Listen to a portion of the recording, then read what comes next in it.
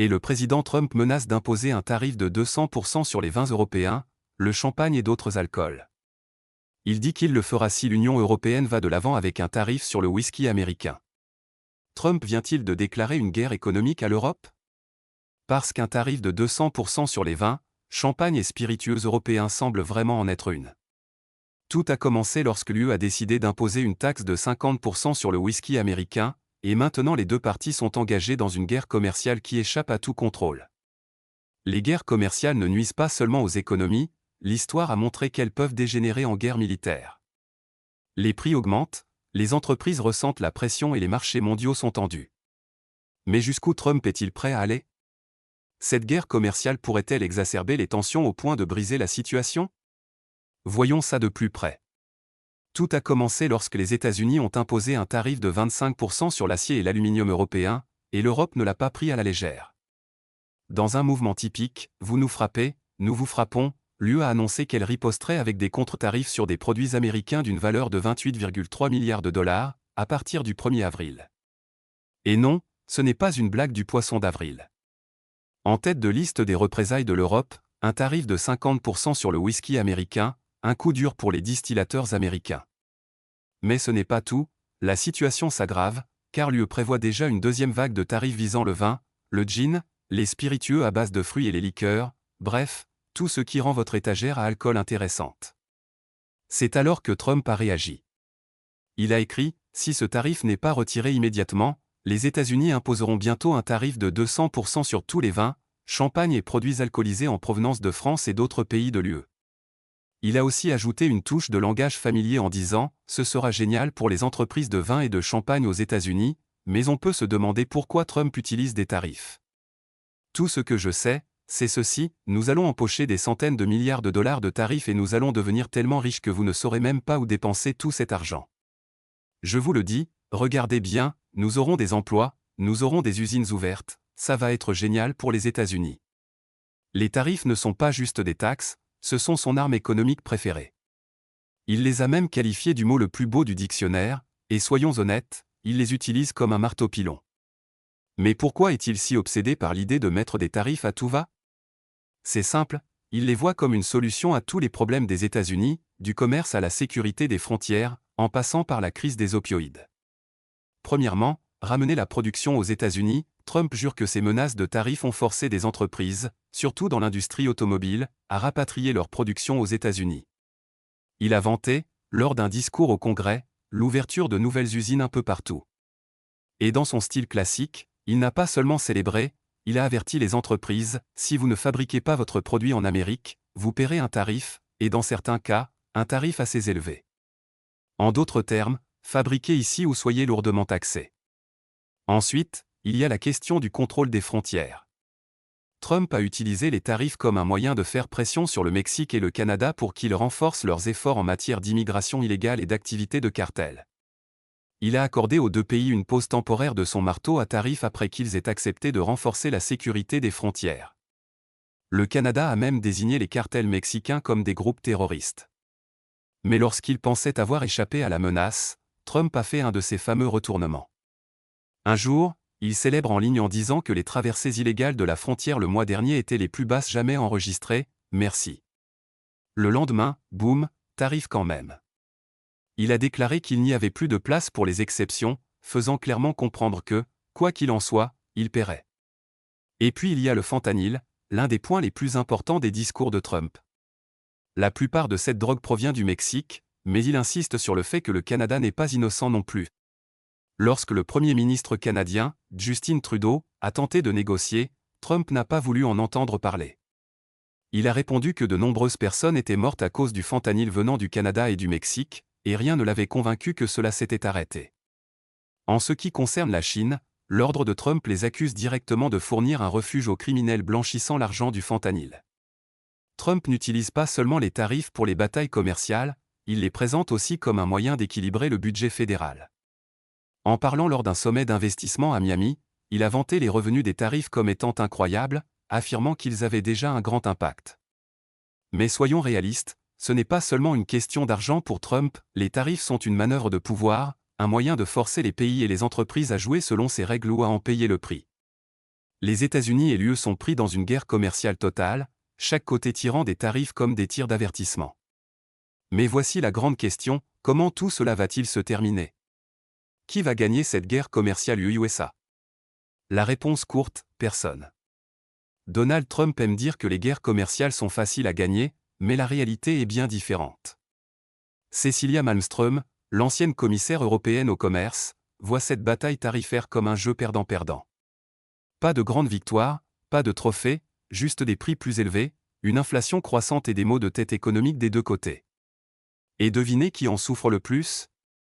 Les gens ordinaires, les consommateurs quotidiens qui se réveillent un matin pour découvrir que leur whisky, leur vin ou même leur voiture préférée devient plus cher. Tout à coup, les coûts augmentent bien plus qu'auparavant. Malmström n'est pas seule dans son scepticisme. Elle affirme que 95% des économistes s'accordent à dire que les tarifs douaniers ne sont vraiment utiles que pour un petit cercle autour de Trump qui pense autrement.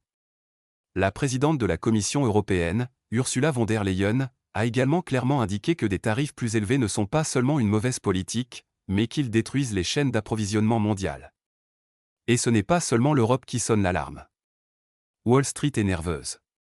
Plusieurs grandes banques ont déjà revu à la baisse leurs prévisions de croissance pour l'économie américaine, craignant que la frénésie tarifaire de Trump n'entraîne de l'inflation et ralentisse la croissance. C'est là que les choses commencent à devenir compliquées, les tarifs ne nuisent pas seulement aux entreprises étrangères, ils affectent aussi les entreprises locales. D'abord, les prix augmentent, rendant les produits de base plus chers, et une fois que les gens s'attendent à ce que les prix augmentent, ils commencent à stocker des produits, ce qui ne fait qu'aggraver l'inflation.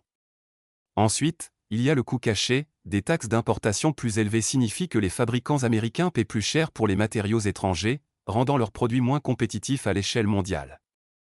Regardez l'industrie automobile, qui lutte actuellement contre des coûts de l'acier et de l'aluminium en forte hausse. Et voici où les choses deviennent vraiment complexes, l'UE et les États-Unis dépendent l'un de l'autre financièrement plus que toute autre région.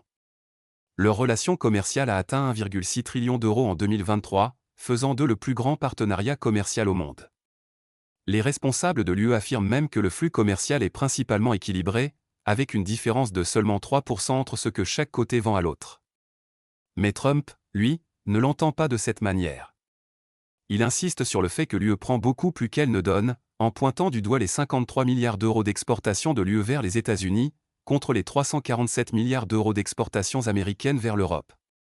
Cependant, ce qu'il ne souligne pas, c'est que l'UE a en réalité un déficit de services avec les États-Unis d'une valeur de 109 milliards d'euros, ce qui signifie que les États-Unis dominent dans des secteurs comme la finance, la technologie et le conseil. Négocier avec Trump? Bonne chance. Cecilia Malmström, ancienne commissaire européenne au commerce, y a été. Elle a passé des années à négocier avec le représentant commercial de Trump, Robert Lighthizer, parvenant même à conclure un accord de réduction des tarifs en 2020. Mais cette fois, elle n'est pas aussi sûre que les discussions aboutissent. Pourquoi? Parce que Trump est imprévisible et avec sa dernière menace de nouveaux tarifs en avril, les choses s'annoncent plus chaotiques que jamais. Plus le tarif est élevé, plus il est probable que cela fasse augmenter le prix des produits. Plus les gens devront payer dans les magasins. Plus le tarif est élevé, plus il est probable que l'entreprise viendra aux États-Unis et construira une usine sur place pour ne pas avoir à payer la taxe. Alors que l'UE ne veut pas exacerber la situation, Malmström exhorte l'Europe à se préparer à une longue lutte. Elle laisse même entendre que l'UE pourrait être contrainte d'utiliser son instrument anti-coercition, un outil conçu pour lutter contre la pression économique, initialement destiné à traiter avec la Chine. Il n'a jamais été utilisé auparavant, mais si les tactiques de Trump sont considérées comme une coercition économique, l'UE pourrait riposter légalement. Pour l'instant, Malmström espère toujours un accord, mais elle pense que les échanges de tarifs sont la seule façon de négocier à partir d'une position forte. En attendant, la Chine semble être sans pression.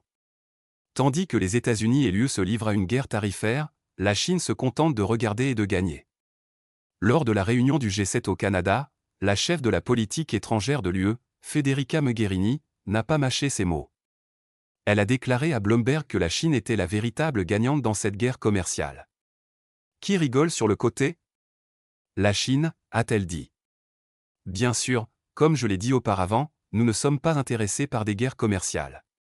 Il n'y a pas de gagnant dans les guerres commerciales, mais qui en profite vraiment? La Chine.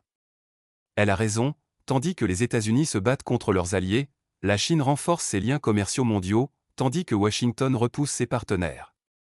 L'UE ne reste pas les bras croisés. Ils diversifient déjà leurs partenaires commerciaux, se détournant de leur dépendance traditionnelle envers les États-Unis. Même l'ancienne diplomate américaine Wendy Cutler a souligné que l'UE avait travaillé dur pour conclure des accords commerciaux avec les pays du Mercosur, l'Argentine, le Brésil, le Paraguay et l'Uruguay. Cet accord élimine à lui seul 90% des tarifs, offrant aux entreprises européennes un boost de 4 milliards d'euros par an. Et devinez quoi? Les produits sud-américains ont maintenant un meilleur accès aux marchés européens que les produits américains. Pendant que les batailles commerciales de Trump continuent, la Chine fait son entrée en force. Elle a récemment mis à jour son accord de libre-échange avec l'ASEAN, renforçant ainsi son influence en Asie du Sud-Est. Cutler a clairement indiqué que si les partenaires commerciaux des États-Unis ne peuvent pas compter sur Washington, ils se tourneront vers la Chine à la place, et c'est exactement ce qui se passe. Les choses changent rapidement avec l'Europe qui explore de nouveaux accords commerciaux. Il se murmure même que l'UE pourrait rejoindre le CPTPP, un énorme accord commercial du Pacifique dont Trump a retiré les États-Unis en 2017.